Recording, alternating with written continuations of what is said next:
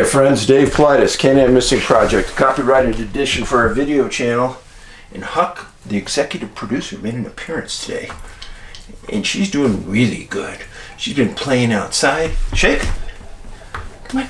Oh, that's a good girl. Oh, it's a pretty girl.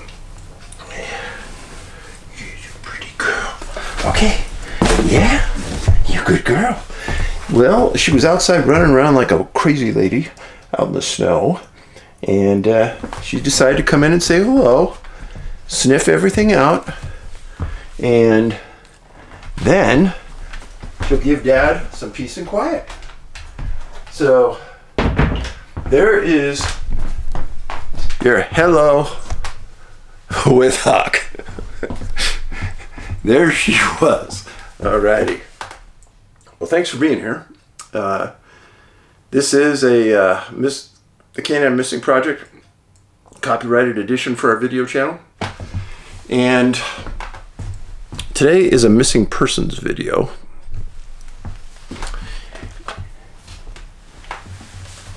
And in this video, we're going to tell you about some super unusual cases. And I'm sure that it will have your distinct attention. Before I go on, and before we get into the meat of the program, a couple things I wanted to say. First of all, some people said, Dave, why don't you ever talk about where you're going to be and what you're going to do? Okay, that's a good point. Here's the list, folks, for this year. And I really don't think I'm going to be doing any more than this because I'm already overloaded. April 21st and 22nd of 2023, I'm going to be in Ocala, Florida, at the Florida Bigfoot Conference. And if you just Google that, Florida Bigfoot Conference, Ocala, Florida, you'll find it. June 16th and 17th, I'm going to be in Medellin Falls, that's Metaline Falls in Washington, at a Bigfoot conference. And that's really at the far eastern end of the state, right near Idaho. It is a beautiful setting. We were there last year, got invited back. And looking forward to it. It's an outdoor conference, beautiful weather, lots of fun, good time. That's why we're going back. And then, probably the biggie of the year for me, I did this once about 4 years ago, and it's the MUFON, the Mutual UFO Network World Symposium. Once a year they'll have it, and this year it's in Covington, Kentucky. And I've been put up as the keynote speaker for the banquet Friday night. And that's really a big deal. I'm honored that they gave me that role. And so I'll have a lot of people that have their bellies full, and they'll be able to listen to me for an hour and a half, 2 hours, talk to you. I'm excited about it. Friday night, that weekend, the 24th through the 26th, of August. And I should tell you that MUFON conference is very, very well done. They're one of the conferences that probably one of the top 5 I've been to in the world as far as organization, speakers. And to be truthful with you, I'm being honest, I have not even seen who the speakers are this year. I know the topic of this year's conference is UFOs, aliens, friends, or foes. So I guess my movie, Missing 411, the UFO Connection, kind of fits that bill, doesn't it? And if you haven't seen the movie, Amazon, iTunes, Vimeo, you can watch it. Please, if you watch it, put up a review of it. I ask you. And then I have 2 other movies out there that are also, you can watch. Missing 411, The Hunted, equally highly reviewed, and then Missing 411. Ben was the co-director of that movie, and that was the one that started it all. I encourage you to watch all 3. And then the last one, the last event I'm at. Never done this one before, probably because it's the first time it's ever been done. A Bigfoot cruise. Leaves September 4th from Seattle, Washington, cruises up to Alaska. I think we stop in Victoria, Canada on the way back, but there's a couple stops in Alaska. And on one of those stops, I'm going to host 2 different groups to go out fishing with me on a creek or a river. I don't know where they've got us going, but you know I love to fish. So, hey, go out and have fun. There's going to be a morning group and an afternoon group. And there's nothing to me more fun than being in Alaska fishing. I've never been fishing in Alaska and not caught fish. So, a word to the wise. If you go on this trip, bring a lot of foul weather gear. There was a trip I went on with the kids years ago.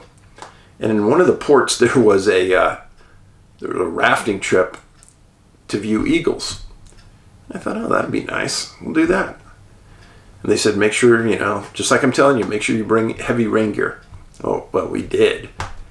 And I think the trip was 7 hours and 6 hours and 59 minutes. It rained buckets. I remember the kids and I got back, and all we wanted to do was take a warm shower and go eat dinner. It was pretty brutal. But that's Alaska. I mean, it's a rough region. But the Alaska cruise, it's put on by the same people that are doing the Ocala, Florida conference. I've done conferences with them before. Very, very well organized. They usually get a pretty good crowd there. And one of my best friends is going to be at the Ocala conference speaking. That's Ron Moorhead. Ron is a great speaker, smart man. He's written some great books. So I'm looking forward to that. So those are the big 4 conferences I'll be at this year. I don't have anything else planned. And truthfully, since everyone knows I live in northern Montana and it's about 25 degrees outside right now, when we get spring here and we can go outside, we don't want to be indoors. We want to be outside, hiking, fishing, rafting, boating, those kind of things. So the idea of getting cooped up in a conference somewhere, not one of my best ideas. But I'll do it if I can get in front of the audience every once in a while and talk to you guys, shake some hands. So it's fun. Now let's get to the letters. And there's some good ones. Hey Dave, hope things are looking up for Huck. Well, you just saw her here a minute ago. Things are great for Huck. Angie and yourself this March. I've been meaning to write on a past few experiences, but I have not, but will. In your new movie, Lemhi County, Idaho came up, which I've visited in the past. I was in Salmon, that's the county seat for Lemhi, and up Route 93 into North Fork, Idaho, and stayed overnight in a lovely motel RV parking area directly along the river. The back door opened back to the river. The next day continued up into Montana and the town of Sula in the Bitterroot Range. It was breathtaking. During a portion of that ride, I was overcome with tears and felt I was having an unusual spiritual experience. All I can say is the area is magical. It is. I've said this before, I'll say it again. Just my own personal thoughts. I personally think the glacier is the most beautiful park in the U.S. Yosemite's pretty darn good. Sequoia's pretty darn good. But nothing lives up to Glacier. And if you're willing to pay the price and hike into some areas, it'll never leave your mind. Next one. Hey Dave, I'm a North Mississippian of 68 years. I have utmost respect for you and have listened to almost all your videos, some more than once. Please read this. The general is sorry to be informed that the foolish and wicked practice of profane cursing and swearing, a vice here known in our American Army, is growing into fashion. He hopes that the officers will, by example as well as influence, endeavor to check it, that both they and men will reflect the impropriety and folly, Added to this, it is a vice, so mean and low, without any temptations, that every man of sense and character detest and despise it. Signed, General George, Washington. Dave, I truly admire you for your manner in not using profanity publicly. Think of the influence you've had. We live in a world now where it is unbelievably present. I don't understand this. Words for people's private body parts and what comes out of them. And even my respected Jordan Peterson saying God. Damn. Sorry. It was written. I'm just reading it. Children pick up on this while their parents are listening to videos, and some of these YouTube celebrities are broadcasting good knowledge, but they don't care if the children are talking this way. It's like I will say what I want. If you don't like it, leave. Look up and read what the Bible has to say about this. If you don't want to take the time, I'll text the scriptures to you. I'm not going to say that the Bible is infallible, but I will say that there are many truths in it. You and I both have a friend with a YouTube channel who is influencing thousands of people with his vile, disgusting language. It's time we let him know. And another thing, it used to be said if a man was a real man, he was considered manly or brave, or he had grit or sand or backbone or nerve. But that wasn't vile and disgusting enough. So now they say he's got a big set of BALLS, and our friend with How to Hunt, I hate to say, he's one of the worst. And in his own way, he gives a form of praise to those whose text he reads often, teaching them. I think it's time we do what we can to change the vernacular. And one of the latest things he added to his collection was something to the effect, I won't even say it. This is sickening, and I'll try to fight until the day I die. And as much as I respect you, Dave, if you don't agree and don't take some kind of a stand, then I don't have much respect for you. I've tried to reason with Steve about his, but I think it made matters worse. It's our duty to talk to our friends about this matter, especially if they are in a position of great potential influence. I hope and pray you respond back to me. I'm going to respond right now.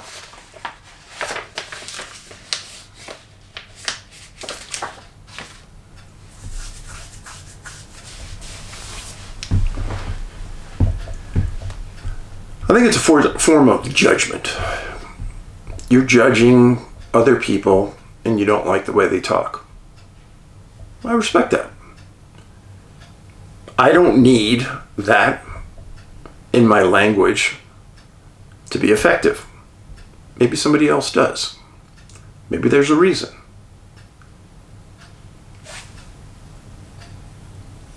I know parents can affect children in their manner and in the way they express themselves, as I did with mine.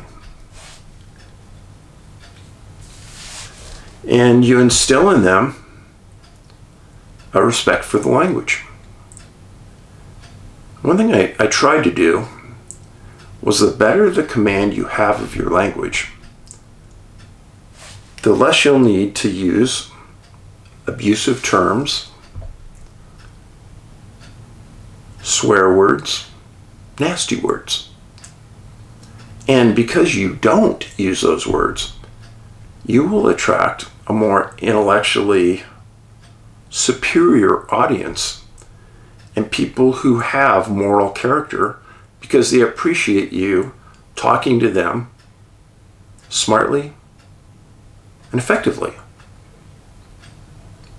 One thing I never wanted to do was turn people off because of language.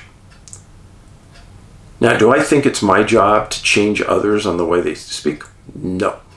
Sorry. It's just me. I'm not my brother's keeper. And some of you may find that as a problem. But I have a lot on my plate. To go around and talk to people about their language, first of all, to think that that's going to have an effect on them, I think that's a bit short-sighted in my humble opinion. I think people's personalities are based on how they present themselves. And however that may be, you and I may not respect it, but if we don't, then we just need to leave. And don't put ourselves in that position to have to listen to it, if that's what bothers you.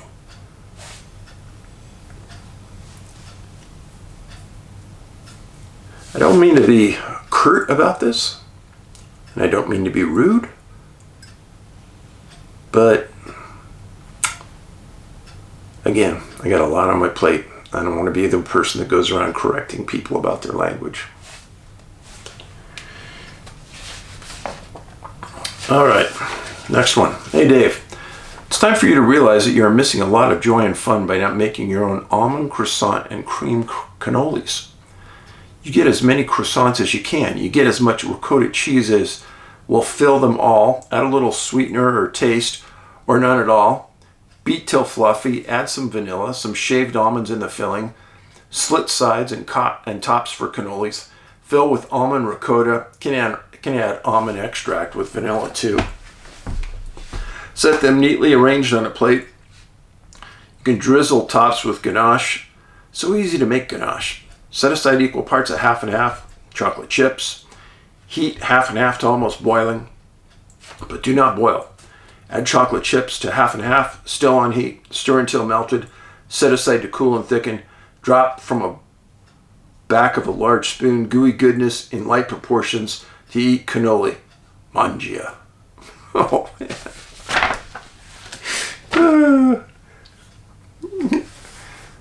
So it's been a while. It had been a while since I had a really good almond croissant. A couple weeks ago, Angie and I were at this place in the morning, and we don't go out that often in the morning. Happened to be there, and they had almond croissants on the menu, and Angie goes, Dave, look. I go, oh, okay, I gotta order one. Holy cow. One of the top 3 I've ever had. I'm not a big breakfast eater, but I ate that whole thing quick.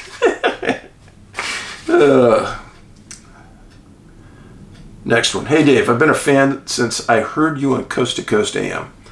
I've repeated a UFO story happened about 25 years ago when I was in high school and young enough to not have a driver's license. I grew up kind of in the sticks between North Pole, Alaska and Fairbanks. Several times I'd go over to my friend's house in the Two Rivers Pleasant Valley area, which is just over 20 miles away and up in the hills. I saw an elongated black triangular craft with no lights multiple times on the ride back home. As a passenger watching the sky and the passing trees, I noticed things like this weird craft. The first time I saw it, the temperature was around -40 and the sky was mostly clear. There were some wispy high altitude clouds, but for the most part it was full or near full moon and starry sky. I almost didn't see it, but it passed in front of those wispy clouds, which was illuminated slightly by the moon. I pointed it out to my mom, who was driving, and she had no idea what it was. It was just moving pretty slow. No lights, solid black, no noise we could detect. It was pretty big. It was roughly 7,000 feet away and was about the size of a jumbo paperclip held out at 25 inches.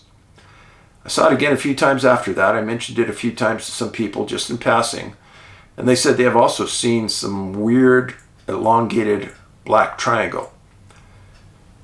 Elongated like a Star Destroyer from Star Wars, not the TR-3B like on the poster of Missing 411, the UFO Connection. I haven't heard of this type of sighting outside of Alaska. If it's a black triangle report, it always seems to be the TR-3B model. Have you come across this? Never. Side note, I have encouraged the Noel Wien, W-I-E-N library in Fairbanks to carry your books. Thank you. Tell them to contact me. We'll get them out. Next letter. Hey Dave, I just recently found your YouTube channel. It certainly offers a lot of thoughtful content. Well, thank you. While watching one of your recent video uploads, you asked viewers to share experiences. Here's a little one about me. While I'm interested in night vision work and in the UFO community, I'm an experiencer who now at the age of 66 has just started to put together and make some sort of sense of all the events I've had since infancy. Yeah, it goes back that far. My anchor memory, mostly indelible, happened when I was camping in the backyard of my family home, about 12 years old, in '68 in North Toronto, Ontario. A large, round, 20-foot diameter craft was above me, just above the maple trees in the yard. This occurred in the summer, sometimes late in the evening. The object would have been approximately 50 feet off the ground. It was a bright green, glowing object, glowing as if it was neon or fluorescent in color. I should have been terrified, but I wasn't. I remember everything about this event as if yesterday, the way I responded to this entire bizarre event. I witnessed, processed it as if I was seeing something as ordinary as a city bus. This casual reaction isn't a normal response. My friend was asleep in the tent. There was no inclination on my part to wake him to tell him about my exciting story. I told nobody. Not because of stigma, it seems to be made to be calm and not to share it. I've had 2 other close-up sightings over the years, plus many other sightings and high strangeness too. Near the start of COVID, I bought a place on the Atlantic Ocean in remote northern New Brunswick. I took a few pics of a sunset over the water in the summer of 2021, and it wasn't until viewing the pics I'd taken that I realized that there was a tic-tac-like object in the sky that appeared in many of the images. A couple of pics show a white streak just above the water. It was at this time that I developed an overwhelming buzz, a strong emotional high, as you will, that seemed related to the sighting and to my past experiences. This unusual emotional connection lasted for 6 months before it abated. For whatever reason, this sighting in New Brunswick compelled me to revisit several events that I'd shut out for 50 years. Many of the early childhood experiences were terrifying.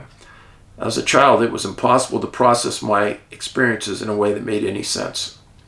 In November 2021, I sought hypnosis. I had 2 sessions with a wonderful hypnosis practitioner. As helpful as it was, I felt something was missing from the experience. The issue was that at the time, I didn't know I had aphantasia, the inability to visualize in the mind's eye. The mind's eye is 100% blind, or my mind's eye is 100% blind. Research indicates that approximately 2 to 3% of the general population has this condition. My hypnotherapist didn't know I had this limitation at the time I saw her for support. Aphantasia can put the brakes on success with hypnosis. It's believed that those with early childhood trauma can develop it in order to protect from PTSD. I suspect that it is related to memories that I hold, yet allowing access to them is difficult. I think that visitations and abductions when so young play a part in my timeline of experiences, leading to me having it. Thank you for offering such great material on your YouTube channel. I apologize for the lengthy email. This is merely an introduction to my lifetime in high strange. Best to you. Well, thanks for writing it with grammar and paragraphs. Sometimes I get some, I won't even read them. It's so bad. Next one. My name is Dave, and I'm a longtime follower of your channel. My brother Ben started sending me links several years back, and ever since I've been hooked. I really like that you are now focusing some attention to the skies, which is why I'm sending you these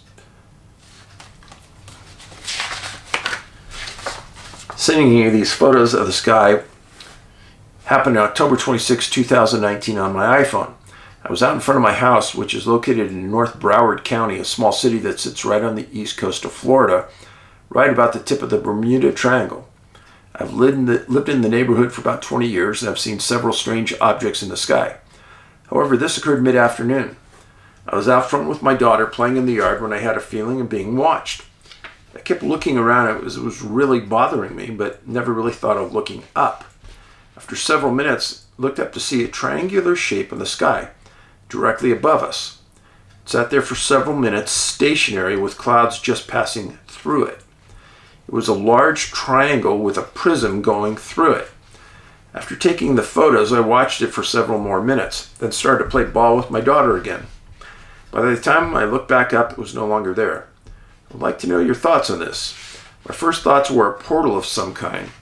Later, I started to think that maybe it was a cloaked ship of some kind, like the TR-3B. I've looked around online and I've seen other similar photos posted from around the world. Thanks, Dave. So what I did was I took one of the photos to show it to you. So it's right here. Here's the bottom of the triangle, goes up to that point, cuts across, and back down. It's a pretty good picture. I think it's a little unusual because, number one, you're seeing a triangle. Number two, it's almost like a multicolor along the top of the craft. Very strange. In nature, there's very rarely straight lines. There's very rarely triangles. So I think you got something special there. Thank you for sharing that. And all of those pictures that he sent, that was the best one.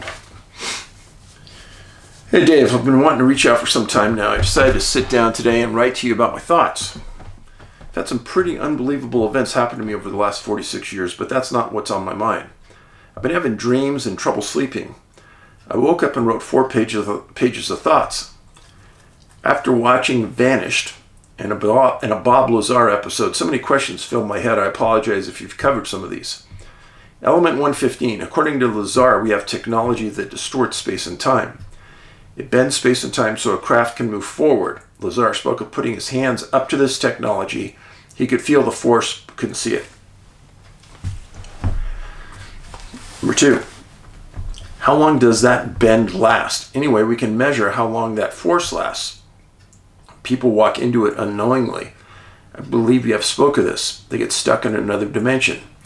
Maybe creatures like Bigfoot or some other form crosses over unknowingly, or they use this knowledge to their advantage. What would this bend in time and space do to a body? Is this why researchers can't find a body until the curve or bend relaxes back to normal and we discover the body? Searched several times over. Also, people have claimed to hear their loved ones speaking but could not see them. Can sound travel through space, time portal, but not the physical being? Number 3. Significance of water or granite. What elements in nature can interact with element 115? Do certain elements accelerate or hinder a response in some way? Does the water help the process of this technology? Is this why some people are found in water? Bad reactions? 4. Autopsy. I agree with you that more tests need to be done. Radiation levels, especially on the bodies that show up weeks, months later when the area has been searched several times. I believe science will solve all these questions eventually. I don't know how often you speak to Dr. Travis Taylor, or at all, but tell him not to give up on his research. Dr. Travis Taylor, a genius. He's on the Skinwalker Ranch show, and he's their resident physicist.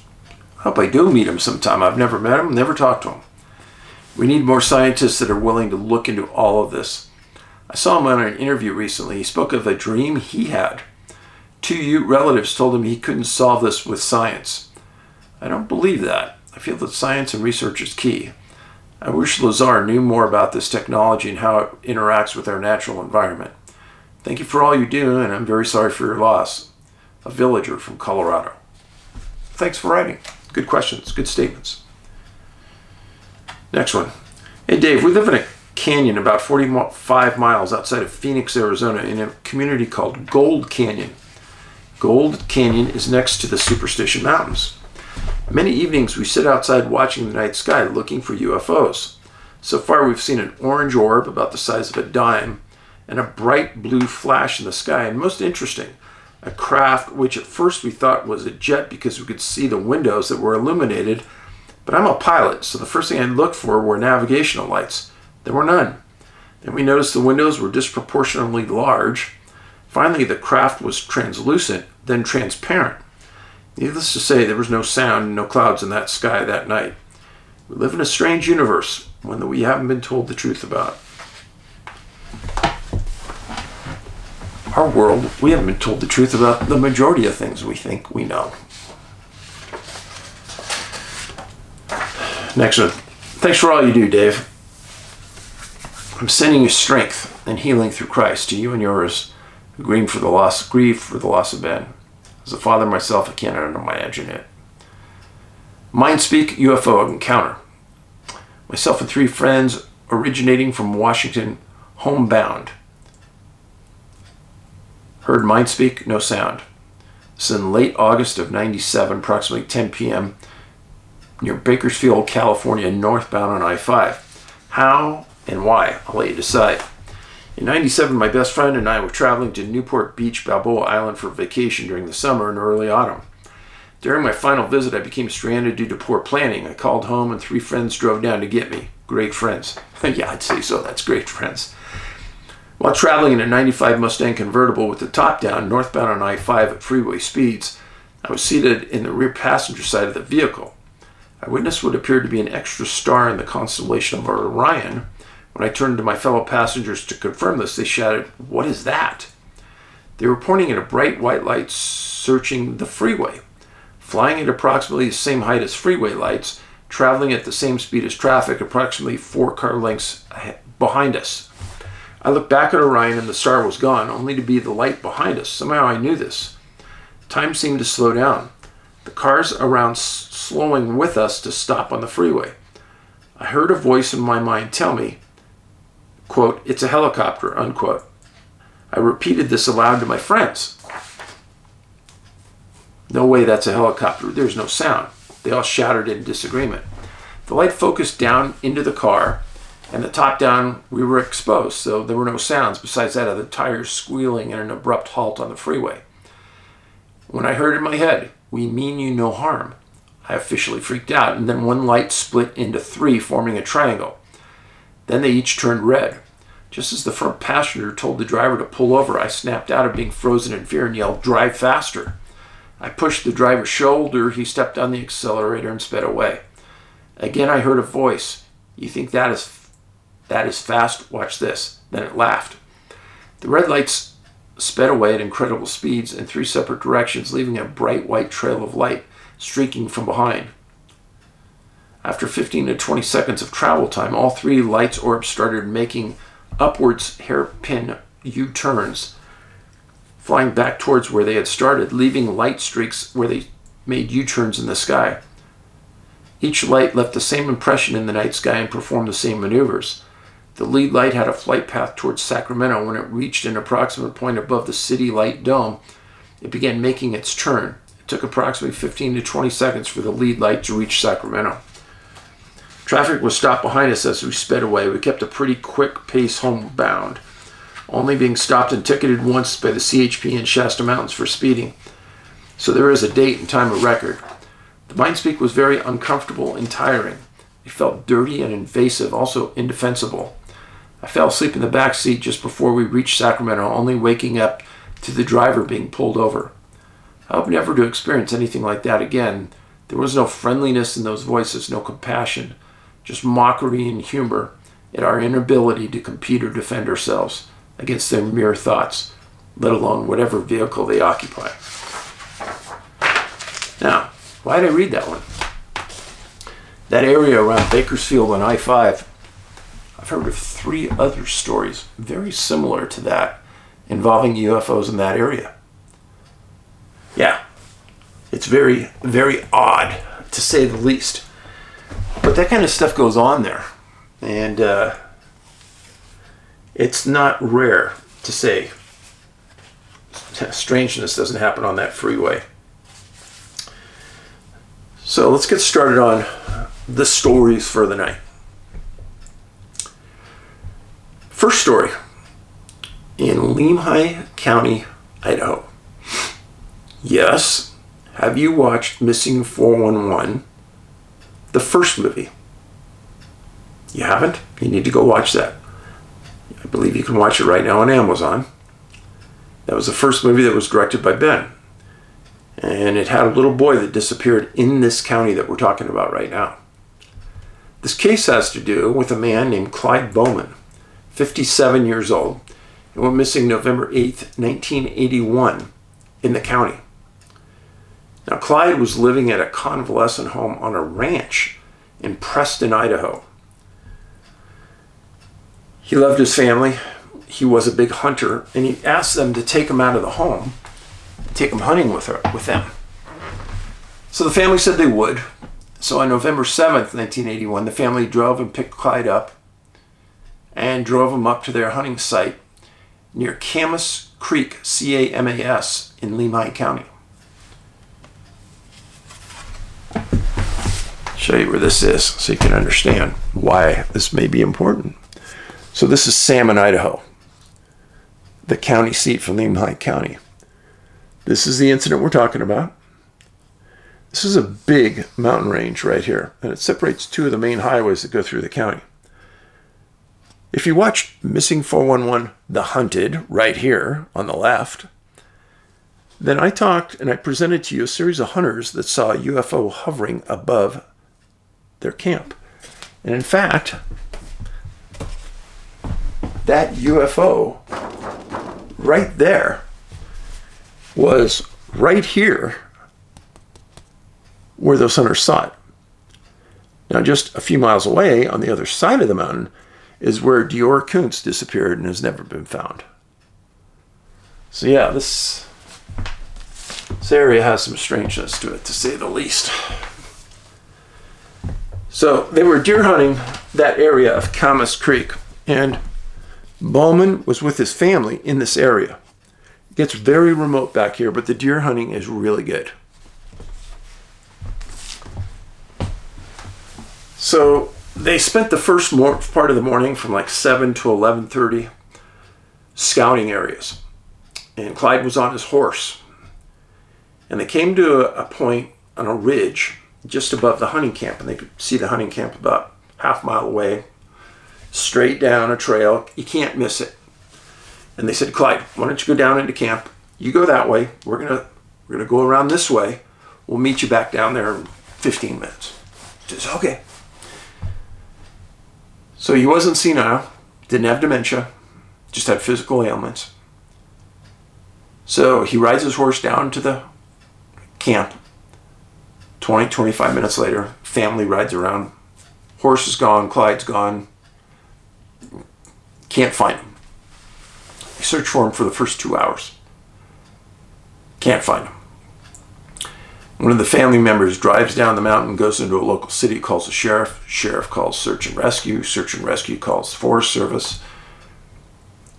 The world starts to come. Well, after that first night when they searched and didn't find anything, the sheriff called Bonneville search and rescue dogs. And they responded. They arrived the next day. The focus of the area was the area around Flume and Camas Creek. Now, Clyde was riding a horse. Strangely, in all of the material I read, couldn't figure out where the horse was found, if it was found, or what happened. So that second day, we have 2 airplanes crisscrossing the sky looking for Clyde. You've got about 150 people from different jurisdictions walking a grid pattern looking for Clyde. And then you have search dogs from camp that have taken off to look for Clyde. One search dog, one of the several that were there, tracked the scent to the dirt road and stopped. Not too unbelievable considering that the cars were parked there. He got out of a car. So that made some sense. But there's essentially no traffic in that area. It's a desolate region of dirt roads. So they didn't know what to make of this. But after a 5-day search, Clyde was not found.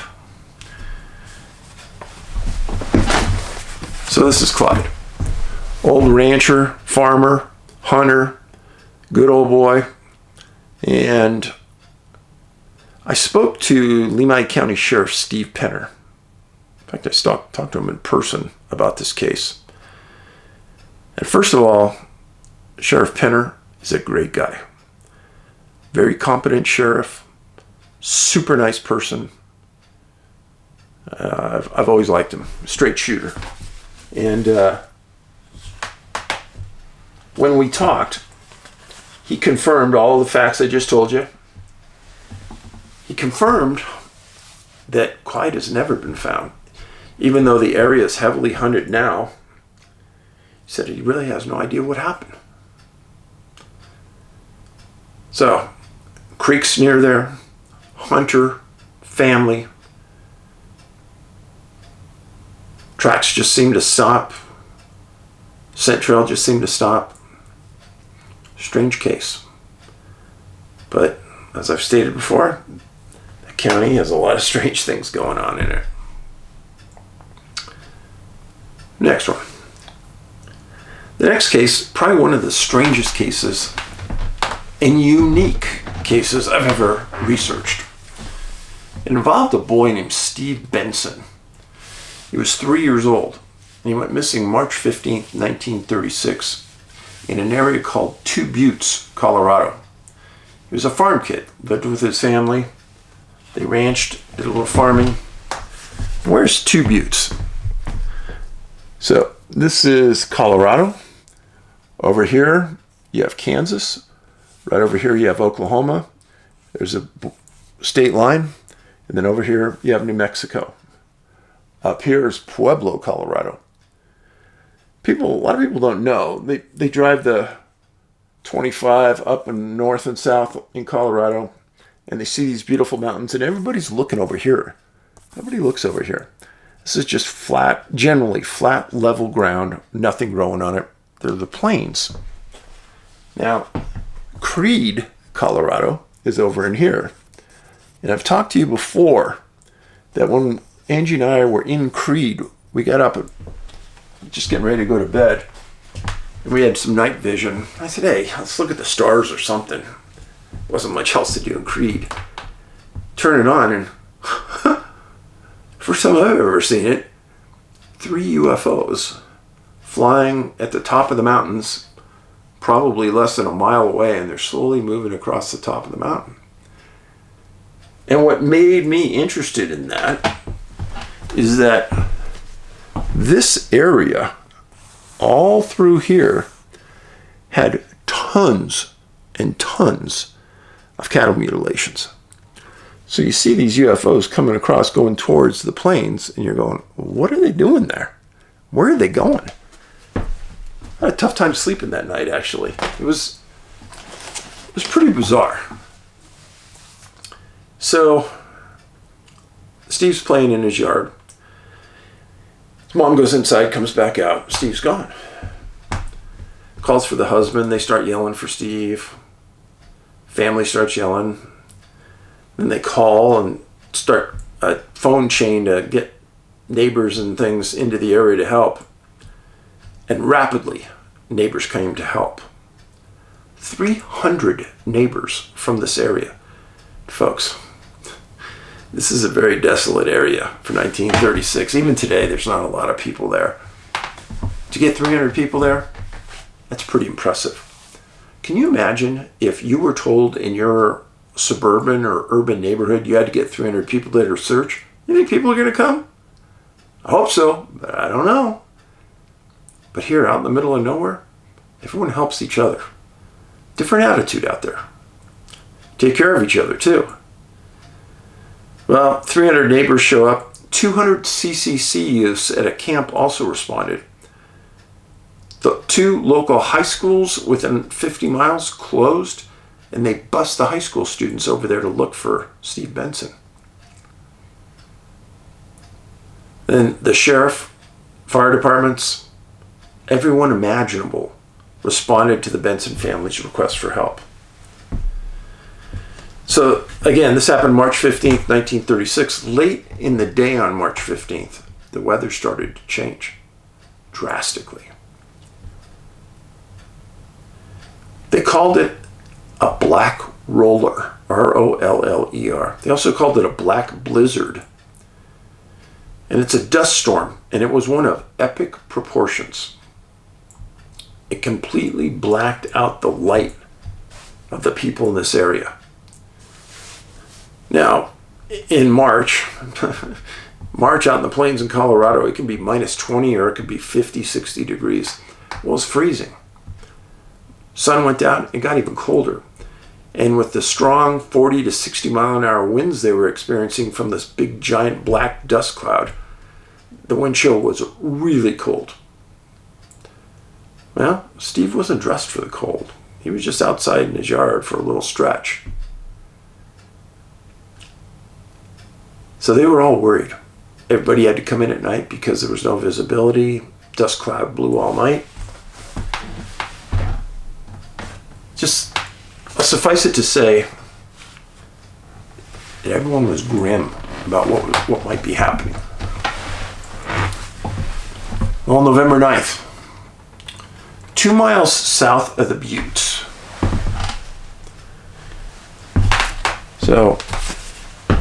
place where this next event happened was called Two Buttes. Again, not far from the corner of Oklahoma and Kansas border. Two Buttes. There's a ranch out there. This is 6 miles from where Steve disappeared at his ranch. And he walks up to a man that's working. He says, "Hi." Well, the man had heard that there was a little boy missing. He grabs him, calls the sheriff. Sheriff responds with a doctor, and the doctor does an exam. And he says, "Steve is in exceptionally good shape." That was the words, exceptionally good shape. Steve got home. He's only 3 years old. His folks tried to question him about what happened, and where he'd been, and how's he doing. He told the parents, quote, "I just fell asleep." He didn't remember anything. And then he got into his mom's arms and immediately fell asleep again. Searchers stated that they never went as far as the farmer's yard or anywhere close to that because nobody believed little Steve could walk that far. Now here's the strange part, if this wasn't strange enough. He was found without wearing shoes. So imagine a little 3-year-old. It's freezing outside. It's really, really freezing outside because they have 40, 50 mile an hour winds. So wind chill's there. Boy's walking around in the elements. No shoes, no coat. What happened? How did he survive and not get hypothermia or damage to his hands and feet? There was no visibility. Steve didn't know where he was going in the middle of the night. Let's pretend something. No kid is walking in that dust storm in the middle of the night. Several studies have shown that when young kids go missing and it's dark, they huddle up somewhere and go to sleep. And when it's morning, they might get up and they might start moving again. But when it's dark outside, wind's howling, they aren't going anywhere. So that means for 10, 12 hours, 13 hours, Steve didn't move. So how do you travel all that distance? I've been asked a lot about this story because it's in one of my books, Missing 411, The Devil's in the Detail. It's the only story involving a dust storm and a boy that traveled phenomenal distance. Somebody who's 3 years old, the search party was right.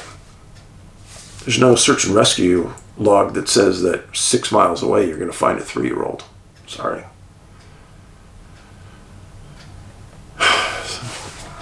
What can I say? I don't know what happened here. I don't think it was normal. I don't think it was natural. I think something else happened, in my humble opinion. Next story. Happened right here in Montana. It's a story that I've never written about before. We found the case file and we developed one about a week ago. It involves a man named Roy Marshall. Now Roy, I'm going to guess he was 45, 50 years old because he had a dad that was in his 70s. But Roy went missing on January 9th, 1934, near Jardine in Park County, Colorado. Now this is Wyoming down in here. This is Yellowstone National Park. Jardine is just north of the Wyoming border into Montana. This is Bozeman up here. This is West Yellowstone, so you can kind of get this Yellowstone Lake, get a flavor for the area from this. I've had a couple people disappear right in this area as well. So on this event, Roy was hunting with a group of friends, and they set up a camp. outside of Jardine. All of his friends knew he was also an honorary game warden. And I didn't know they had this, but apparently they did in 1934. Now, on the hunt, they were elk hunting. Roy was by himself, and he stumbled across a group of hunters that had illegally taken an elk. He had confiscated the animal, and then he later distributed that animal and gave it away to another group. It was unclear what happened to the group that took the animal, but those were the circumstances. He eventually made it back to his hunting camp. And his friend said that he was back for a while, ate something, then said, hey, I'm going to go back out and hunt some more. And he left. He didn't come back that night. Well, the hunters left the next morning, got search and rescue and the sheriff and the National Park Service to come out and to help with the search. Right away, some people had made a claim that Roy had left the hunting camp and gotten a ride in a car by somebody back to his home. Well, Roy was impeccably close to his brothers, his dad, his sister, and his mom. So word travels fast. And his dad went over to his house, told his neighbors what happened. They said he hadn't been home. Nobody had seen him. So initially, people believed that somebody might have given him a ride because he was such a great outdoorsman. He knew the area like the back of his hand, that he wasn't going to get lost. So it was very odd. So they started up the search again. And on January 17th through the 19th, the second search was in a heavily snowed area. It had snowed since the last search. They brought in about 150 people. They covered the area multiple times. And they couldn't believe it, but they weren't finding him. And this didn't make any sense because Roy was smart and he was well equipped and well dressed. During the next several months, there were multiple other searches. And then in late March of 1934, there was even another search after the snow decided to dissipate, and they looked for him again. Still didn't find him. Montana game wardens came out in bulk to look for him, found nothing. And then when I was doing the research moving forward, seeing if he was ever found, the next story I found just it busted me up. April 17th, 1934. Roy disappeared January 9th, 1934, so a little more than 4 months later. His dad, Larry Marshall, a 76-year-old contractor, father of Roy, died. His brothers, his wife, all stated that Mr. Marshall died deeply depressed because he couldn't find his own son. And he never knew what happened. A lot of people in this part of Montana at the time said that Roy got a ride off that mountain and just disappeared out of everyone's life. Anyone who knew him knew that wasn't his character. He'd never do that.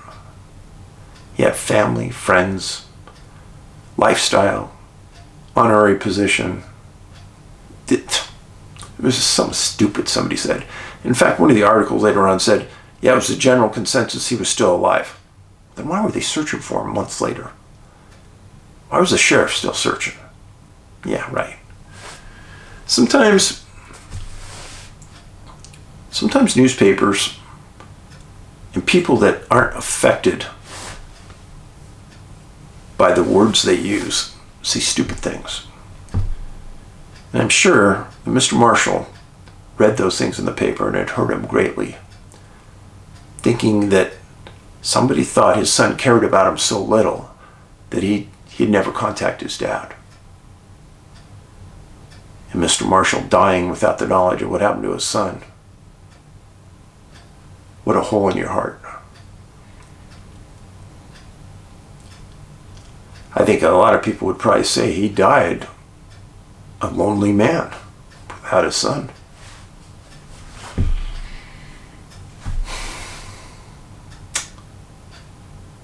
Long story short, Roy Marshall was never found.